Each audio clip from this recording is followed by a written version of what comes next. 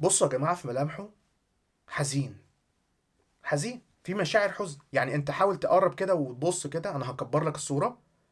بص حزين، ما تفهمش خطيبته سابته. يعني في حاجة بيتألم من حاجة معينة، ألم نفسي. سبحان الله.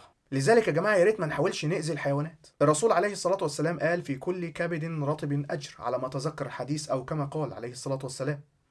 فيا ريت ما نحاولش نأذي الحيوانات. لايك واشترك في القناة، وما تنسوش تصلوا على النبي في التعليقات.